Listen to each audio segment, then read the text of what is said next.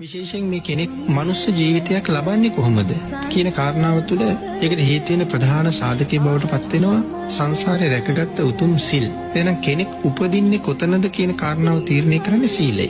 ඊට පස්සේ ඉපදුනාට පස්සේ ඒ පුජ්‍යලයට ලැබෙන්නේ මොනවද කියන කාරණාව තීරණය කරන්නේ දානය. සමහර වෙලාවට මනුස්ස ලෝකේ ඉපදිච්ච සමහර අය අපි දකිනවා බොහොම දුප්පත් ජීවිත ගත කරනවා. බොහොම අමාරුවෙන් වේල කාලා ජීවත් වෙන්නේ. වේලක් කර වේලක් කාලා ජීවත් වෙනවා.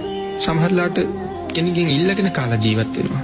සමහර අය බොහොම හොඳ මාලිගාව වගේ ගෙවල් හදාගෙන බොහොම සැපසහිත වාහන වල ගමන් බිමන් යමින් සමහර අයගේ ජීවිතේ එහෙම තියෙනවා. එතකොට ඔක්කොම මිනිස්සු මේ මනුස්ස ලෝකේ මිනිස්සු අතරම මේ වාගේ එක එක තරාතිරමේ ජීවිතේ තියෙන්නේ ඇයි කියන කාරණාවට දෙන්න තියෙන උත්තරේ තමයි මිනිහෙක් වෙලා ඉපදෙන්න සංසාරේ පින් කරලා තිබුණ උතුම් සිල් රැකලා නමුත් එයා දන් දීලා තිබුණේ බොහොම අඩුයි. උපදින්න තැන මොකද්ද කියලා තීරණය කරන්නේ සීලය. ඉපදුනාට පස්සේ ලැබෙන්නේ මොනවද කියලා තීරණය කරන්නේ දානය. ආන්ගේ සංසාරේ දන් දීපු හැටියට තමයි අපිට ලැබිලා තියෙන්නේ. විශේෂයෙන් මේ සමහර අයට තියෙන ප්‍රඥාව, සමහර අයට තියෙන වාහන, සමහර අයට තියෙන ගෙවල්, ඒ වගේ උතුම් තැනට ආවේ ඒ දේවල් දන් දීපු නිසා.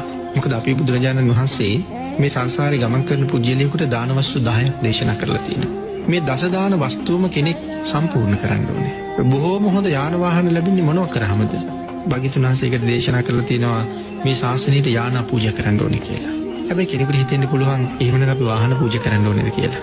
එහෙම එකක් භාග්‍යවතුන් වහන්සේ දේශනා කරන්නේ නැහැ.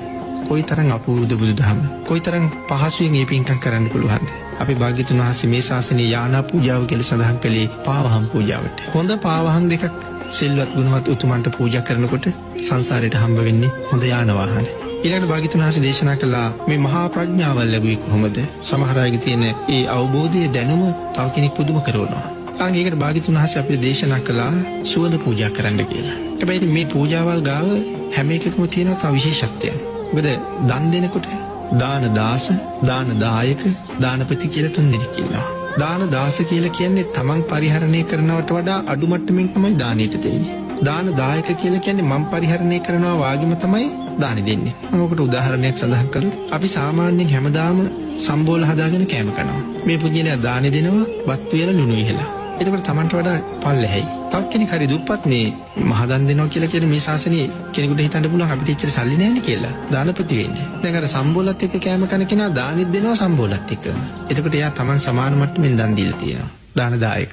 එයා දානි ගෙනිනකොට බතුත් වෙලා සම්බෝලත් හදාගෙන කිරිහොද්දකුත් අරගෙන ගියොත් මම කවදාවත් කිරිහොදි හදාගත්තේ නැති නිසා නැත්නම් කලාතුරකින් තමයි මම කිරිහොද්දක් හදාගන්නේ. එහෙනම් හැම වෙලාවෙම නිතර මම පරිහරණය කරන ආහාර වේලට වඩා මෙතන ආහාර වේල විශේෂයි. ආන්ියට දානපති වෙන්න පුළුවන්කම තියෙනවා. ඒතු නැත්නම් කෙනෙක් හිතන්න පුළුවන් අපිට එච්චර සල්ලි නැහැ කියලා. නෑ. Taman පරිහරණය කරනවට වඩා තමන්ගේ ප්‍රමාණයට උසස් කළා නම් එයා දානපති වෙනවා. එතකොට මම මේ කාරණාව මෙතන සඳහන් කළේ මේ සුවඳ පූජාවෙන් ප්‍රඥාව ලැබෙනවා කියලා. සාමාන්‍යයෙන් අපි දල්වන සුවඳ කූරකින් එතෙන්ට යන්න පුළුවන්ද කියන ප්‍රශ්නේ එනවා. හේතුව තමයි රුපියල් 100ක් 150ක් දීලා සුවඳ කූරු ටිකක් අරගෙන සුවඳ පූජා කරන්න යන අපි ඇඟට පාවිච්චි කරලා තියෙනවා 4000ක් වටින සුවඳ වර්ගයක්. එතකොට අර සුවඳ කූරේ තියෙන සුවඳට වඩා මම පාවිච්චි කරලා තියෙන උසස් සුවඳක්. හැබැයි ඒක බුදුරජාණන් වහන්සේ පූජා කරන්නේ නැහැ. එතකොට සුවඳ පූජාවේදී මම දාන දාසද දානපතිද කියන කාරණාවට යන්න වෙනවා. මම උසස් එකක් පාවිච්චි කරලා භාග්‍යතුන් වහන්සේට මේ දුමක් සහිත කූරක් පූජා කරලා එනවා. එහෙම දේවල් වලින් ප්‍රඥාව ලැබෙනවා කියලා නෙමෙයි සඳහන් කළේ. ඒකිනුත් හම්බෙන්න පුළුවන් මට කවදාවත් කිසිම සුවඳක් පාවිච්චි කරන්න නැත්නම් හඳ කූරක් වටී ඒක. නමුත් එහෙම නැත්නම් උසස් සුවඳකට යනකොට එහෙම වෙන්න ඕනේ. ප්‍රඥාව මූලික වෙන්න ඕනේ පින්කම මුදුන්පත් වෙන්න හරියටම සම්පූර්ණ කරගන්න. ඊළඟට මේ ධාරණ ශක්තිය සමහර කෙනෙකුට පුදුම මතක ශක්තියක් තියෙනවා. එකපාරයි කියන්න ඕනේ. එතකොට කොහොමද මේ ධාරණ ශක්තිය ලැබුණේ?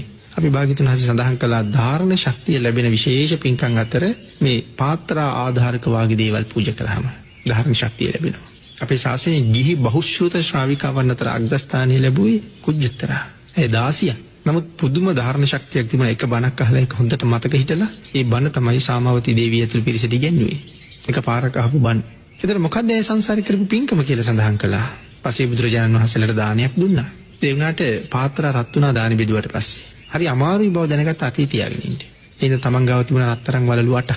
ඒ වලලු 8 ගලවලා එහෙමම දන් දුන්න ස්වාමීනි මේ මත පාත්‍රය තියාගන්න කියලා. ආන් ඒ පින නිසා තමයි අරතරන් ධර්ම ශක්තියක් ලැබුණේ. ආන් ඒ වගේ මේ කරුණු ටික සිහිපත් කළේ අපේ බුදුරජාණන් වහන්සේ අපිට මේ සංසාර ජීවිතේ මුදුන්පත් කරගන්න දස දාන වස්තුවක්ම දේශනා කළා. නිවන හොයාගෙන යන කෙනා මේ දාන වස්තු 10ම සම්පූර්ණ කරන එක හරි වටිනවා. එතකොට ඒ ගමන අඩුපාඩු නෑ. ඒ නිසා මේ මනුස්ස ජීවිතයක් සීලේ නිසා ලැබුණා. ලැබිච්ච ජීවිතේ මේ විදිහට පෝෂණය වෙන්නේ දන් දීපු නිසා. ඒ දානිය කොහොම සම්පූර්ණ කරගත්තද මේ විදිහට අපිට විපාක දෙනවා. ඒ නිසා දානිය කියන කාරණාව එතන හරි වටිනවා මේ ජීවිත ගමනේ මේ විවිධ වෙනස්කම් මොනවද කියන කාරණා.